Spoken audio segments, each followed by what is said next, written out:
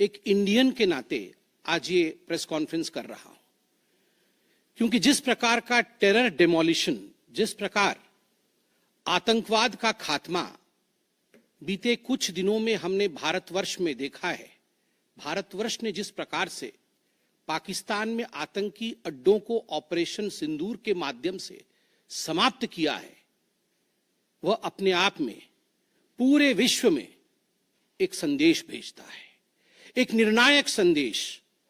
आतंकवाद के खिलाफ लड़ाई के विरोध, आतंकवाद के खिलाफ एक निर्णायक संदेश।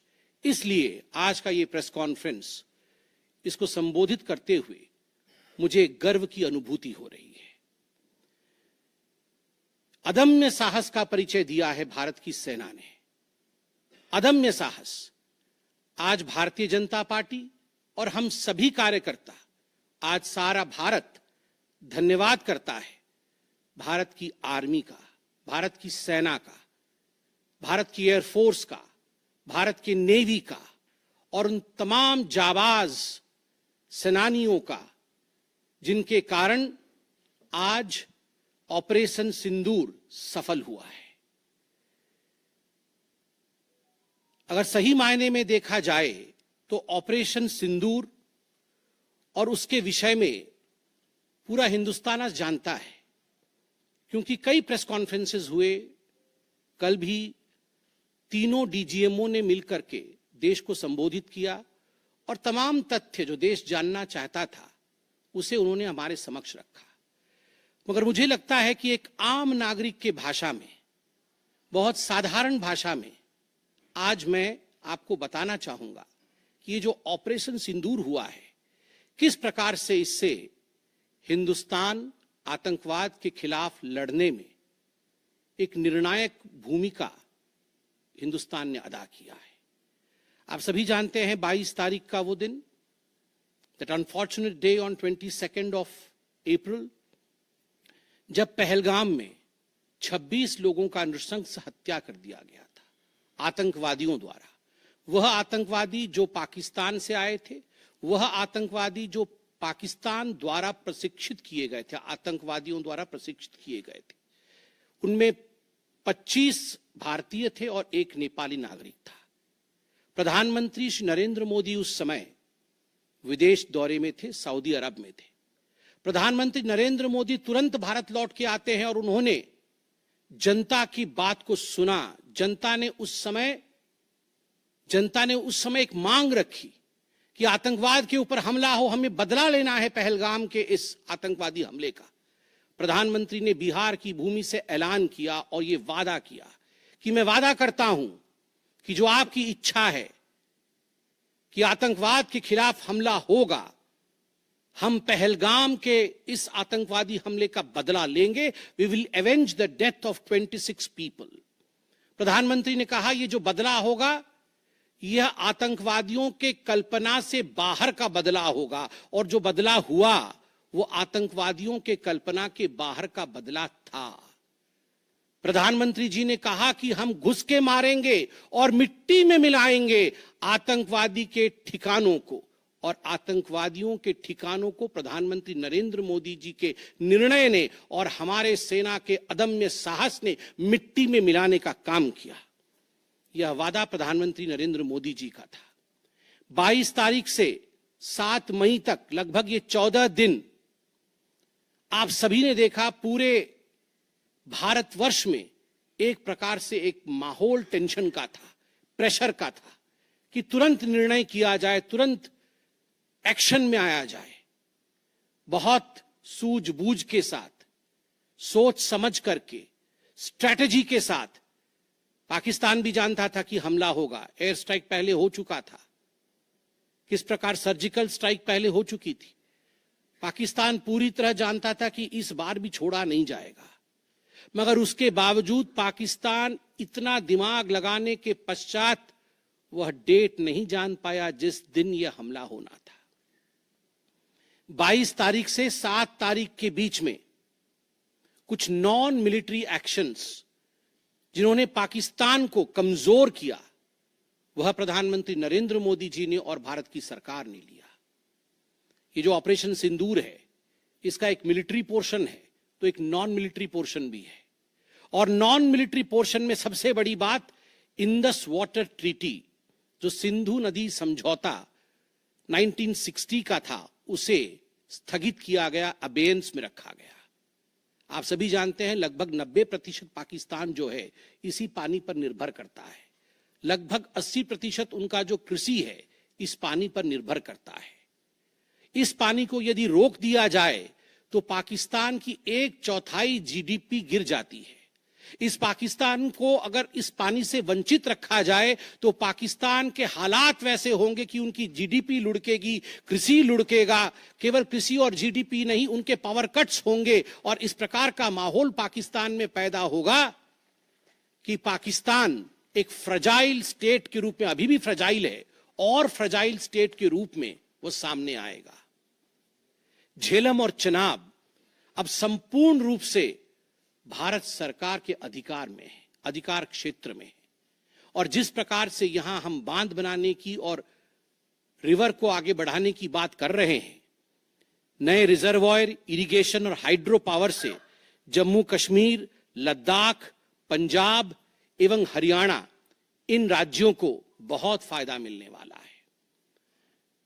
ये कहा गया कि पानी और खून एक साथ नहीं बहेगा।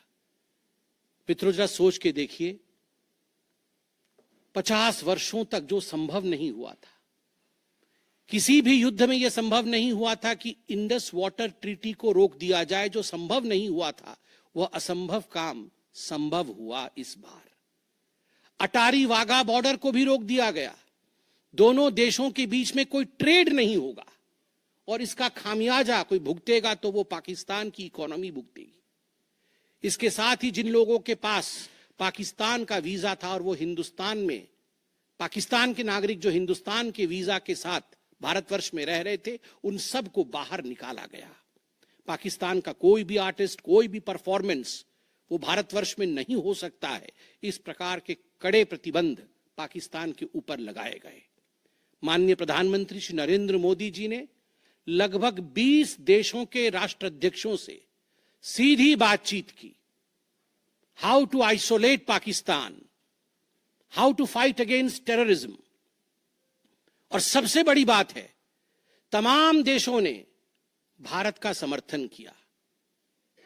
सऊदी अरब, यूएई, यूएस, आप सोचिए, इस्लामिक वर्ल्ड के बड़े देश हैं सऊदी अरब और यूएई, इन्होंने भारतवर्ष का पूर्णतः समर्थन किया। जिस समय पहलगाम का हमला हुआ था, माननीय प्रधानमंत्री सऊदी अरब में थे। सऊदी अरब के अपने दौरे को जब वो छोड़ के आए, तब उनको वहां एश्योरेंस दिया गया कि आप जाइए, हम आपके साथ खड़े हैं, वी सपोर्ट यू, हम टेरर के खिलाफ आपके साथ कंधे से कंधा मिला के लड़ेंगे। Pakistan was isolated. ये जो नॉन मिलिट्री एक्शन लिया गया, आज मैं कहना चाहता हूं कि 50 वर्षों से भी अधिक समय तक जो टूल्स कभी इस्तेमाल नहीं किए गए थे, जिस क्षेत्र में भारतवर्ष कभी नहीं गया था, वह टूल्स इस्तेमाल किए गए और अपने आप में भारत के लिए ये बहुत बड़ी बात है। बहुत बड़ी बात है कि इंडस वाटर ट्रीटी को रोका गया। 20 से अधिक देशों का समर्थन, आतंकवाद के खिलाफ एक निर्णायक हमले की तैयारी, और 6 और 7 मई 2025 उस रात निर्णायक हमला होता है आतंकवाद के ऊपर। सभी जानते हैं कि 9 आतंकवादी ठिकाने जो पीओजेके में थे और पाकिस्तान में थे, उन्हें ध्वस्त किया गया। यह ऑपरेशन सिंदूर एक बहुत बड़ा दायरा तय करता है।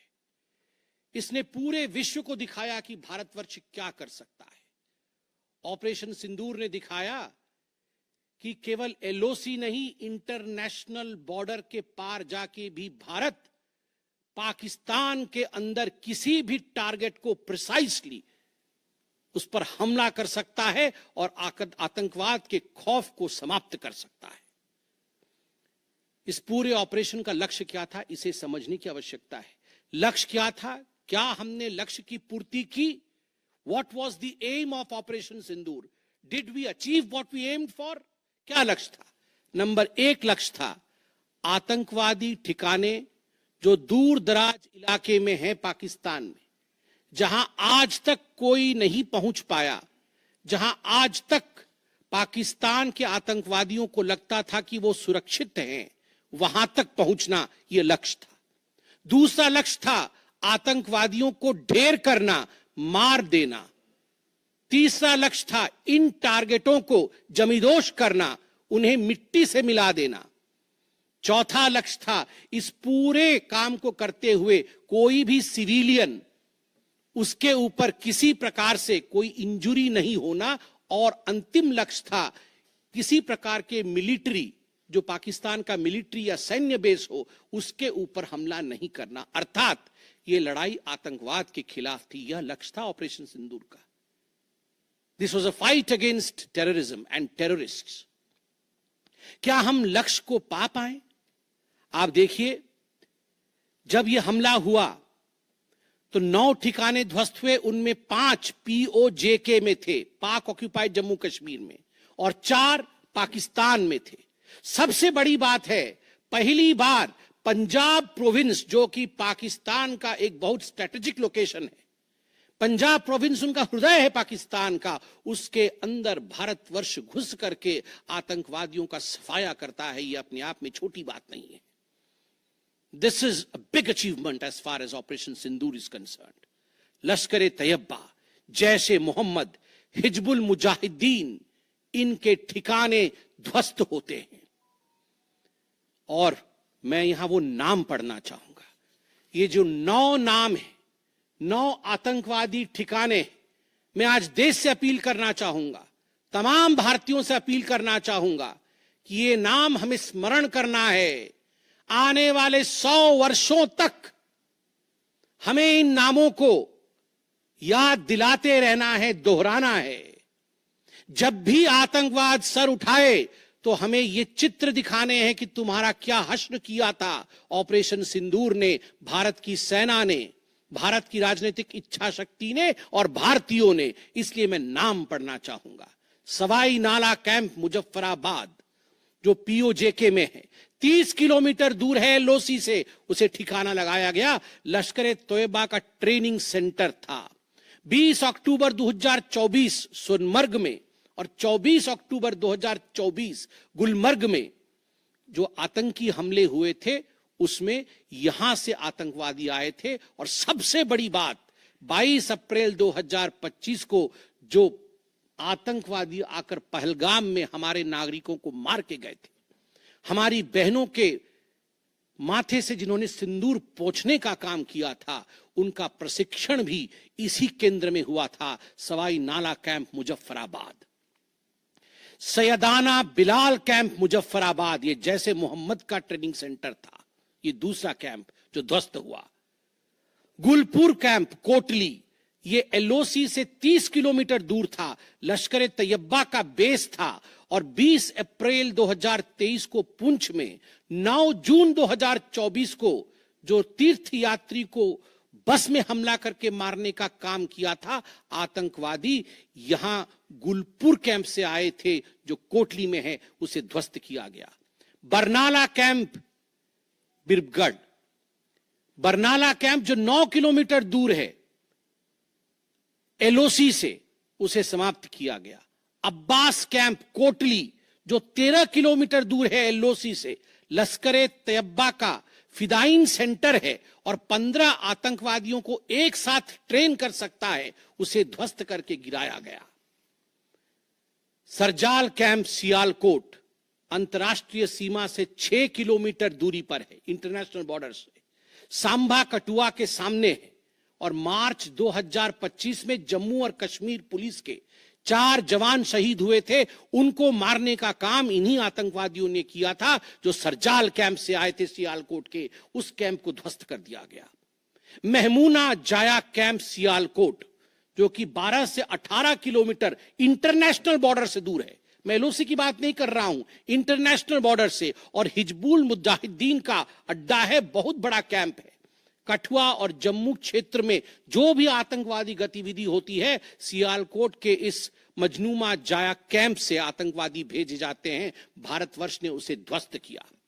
मरकज तैयबा मुरीद के, जो कि अंतर्राष्ट्रीय सीमा से 18 से 25 किलोमीटर दूर है, 2008 के मुंबई का जो हमला हुआ था 26/11 के नाम से जिसे हम जानते हैं, उसमें जो आतंकवादी आए थे अजमल कसाब और डेविड हेडली, उनकी ट्रेनिंग मरकज तैयबा मुरीद के में हुआ था। और आज मैं फक्र के साथ कह सकता हूं, गर्व के साथ कह सकता हूं कि भारत की सेना ने, भारत की राजनीतिक इच्छा शक्ति ने और भारतीयों ने मरकज तैयबा मुरीद के को ध्वस्त किया है, समाप्त किया है।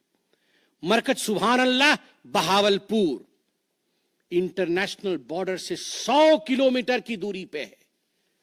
विश्व में किसी ने ऐसा नहीं सोचा होगा, पाकिस्तान ने तो सपने में भी नहीं सोचा होगा कि भारत की सेना के पास, भारत की एयरफोर्स के पास और भारत के राजनेताओं के पास ऐसी इच्छा शक्ति होगी कि इंटरनेशनल बॉर्डर से 100 किलोमीटर दूर घुस के वो हमारे आतंकी अड्डे को ध्वस्त कर सकते हैं।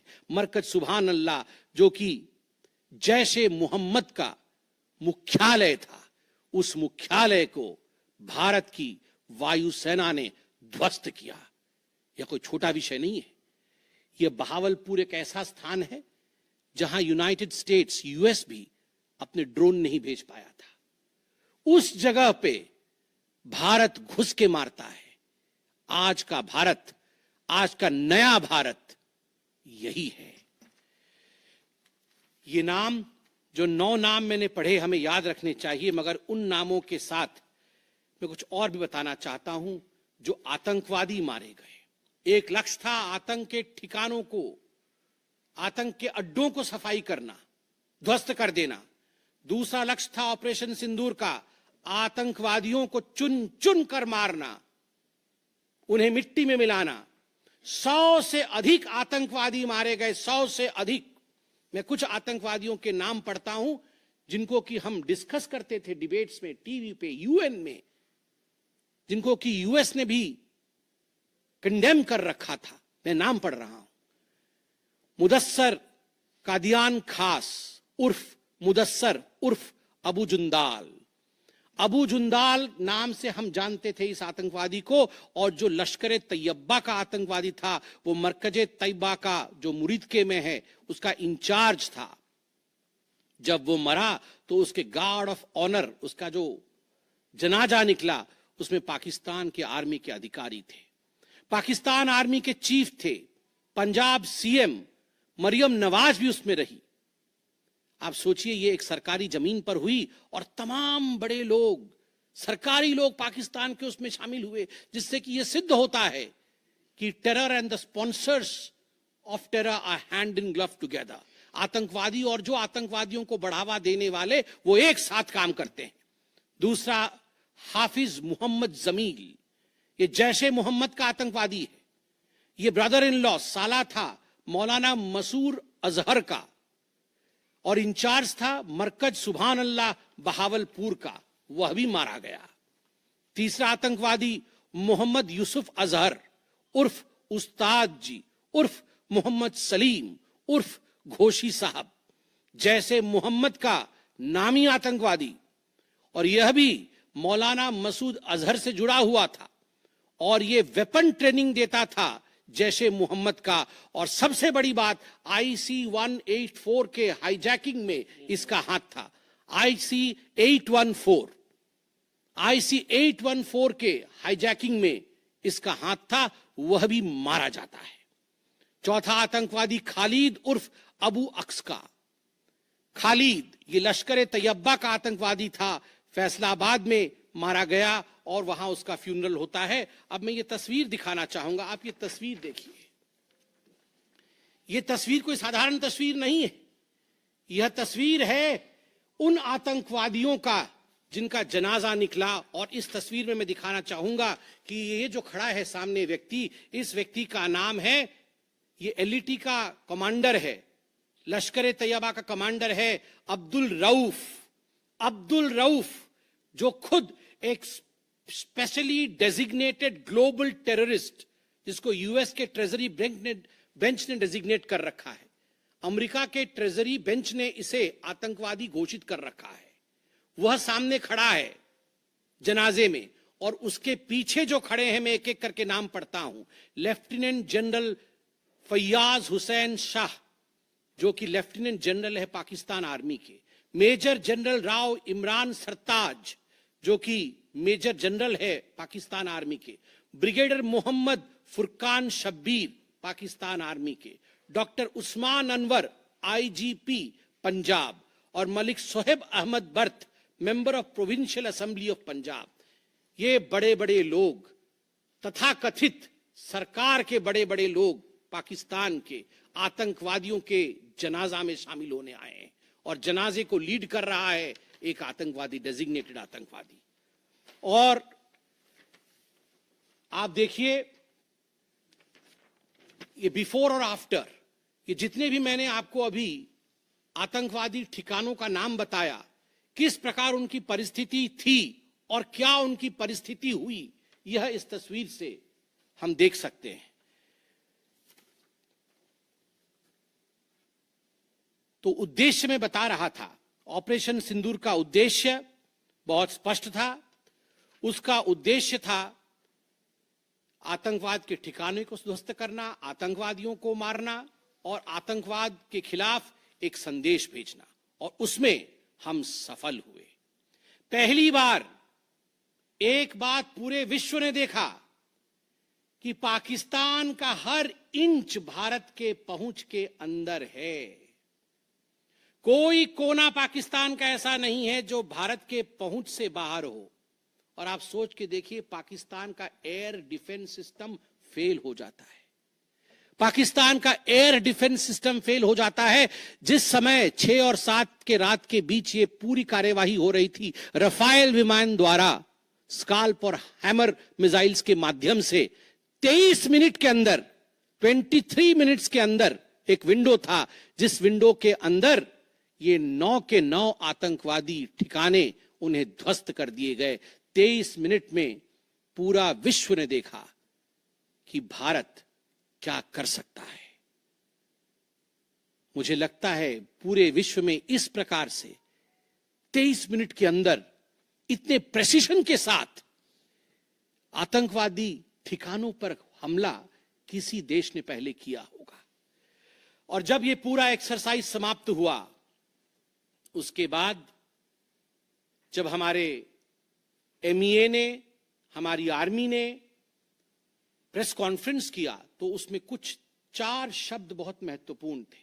वो 4 शब्द हैं: controlled, precise, measured, non escalatory.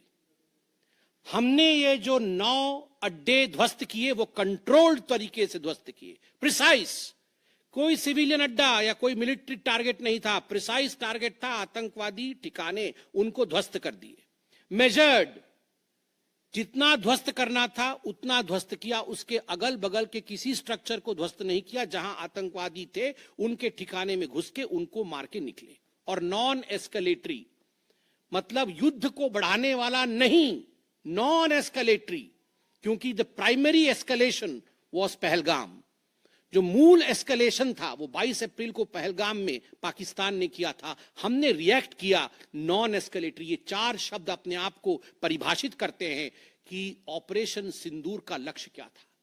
Operation सिंदूर का जो लक्ष्य था, ऑपरेशन सिंदूर ने उसे 100% पूर्ण किया, 100% पूर्ण किया। इसलिए आज हिंदुस्तान, भारतवर्ष गर्व के साथ कह सकता है कि ऑपरेशन सिंदूर एक ऐसा ऑपरेशन था जो 100% सक्सेसफुल था। और जितने हमारे जाबाज पायलट्स गए थे राफेल के साथ, उतने लौट के आए और आतंकवादी ठिकानों को ध्वस्त करके आए, और किसी सिविलियन को नहीं मारा, किसी मिलिट्री बेस को नहीं मारा। मगर दुखद है, जैसा कि पाकिस्तान से एक्सपेक्टेड है, पाकिस्तान उसके पश्चात रिटेलिएशन करता है, पाकिस्तान अपने ड्रोन्स इत्यादि भेजता है, मगर भारत की सिस्टम ने पाकिस्तान के इन ड्रोन्स को, इन मिसाइल्स को हवा में ही समाप्त कर दिया। और सबसे बड़ी बात है, एयर डिफेंस सिस्टम लाहौर का 7 और 9 तारीख के बीच लाहौर के एयर डिफेंस सिस्टम को समाप्त करने का काम हिंदुस्तान ने किया। और 9 और 10 तारीख के बीच, 9 मई और 10 मई के बीच 11 एयर बेसेस को, पाकिस्तान के 11 एयर बेसेस को ध्वस्त करने का काम भारतवर्ष ने रिटेलिएशन में किया। जब पाकिस्तान ने भारतवर्ष के ऊपर एस्केलेशन किया तो भारतवर्ष ने 11 एयर बेसेस को समाप्त किया। इन एयर बेसेस के नाम भी हमें याद रखने चाहिए।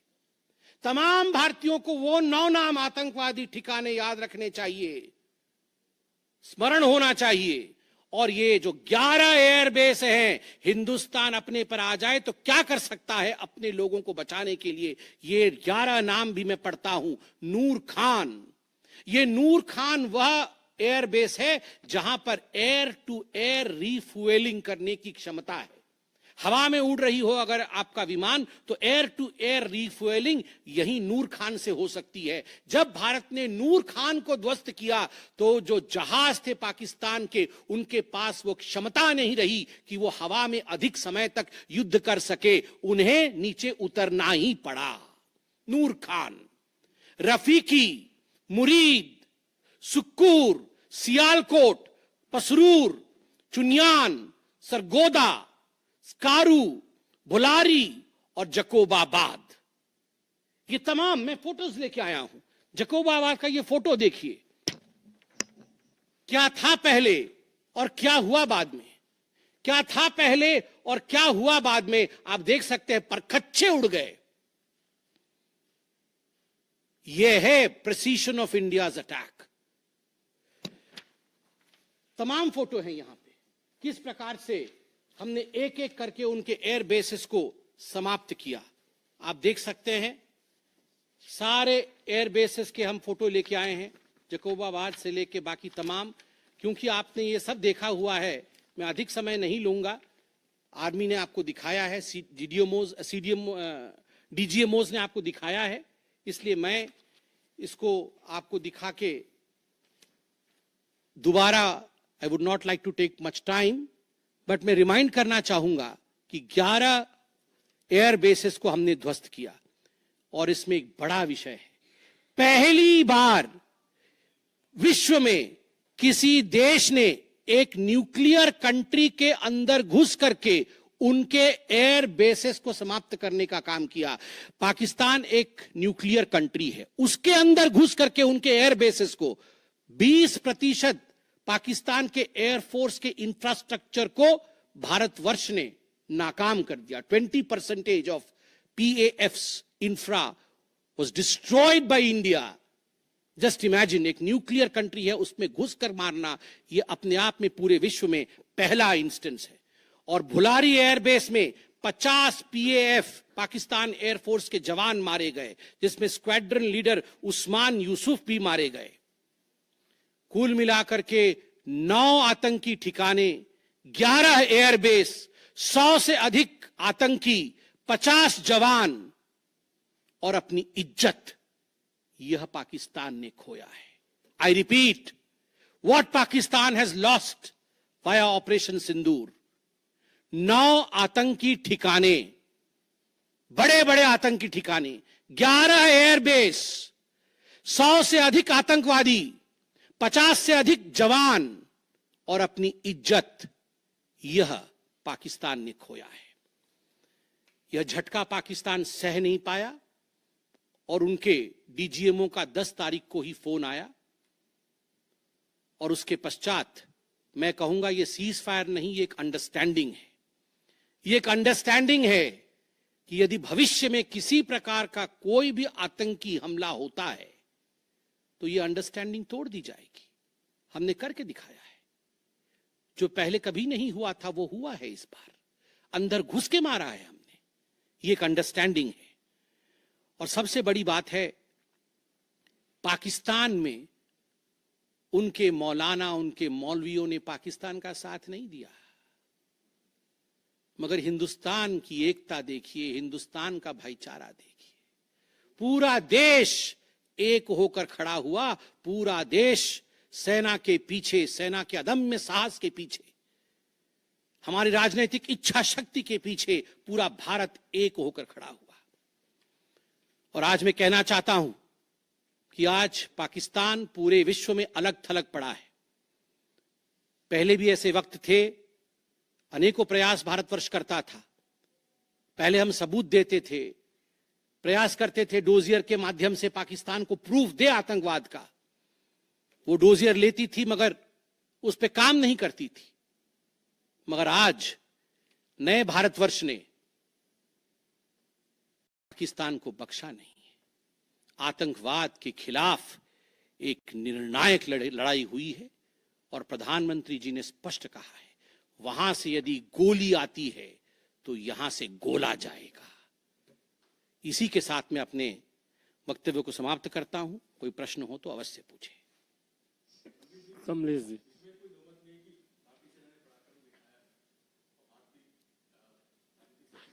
एक निर्णायक संदेश, इसलिए आज का ये प्रेस कॉन्फ्रेंस, इसको संबोधित करते हुए मुझे गर्व की अनुभूति हो रही है।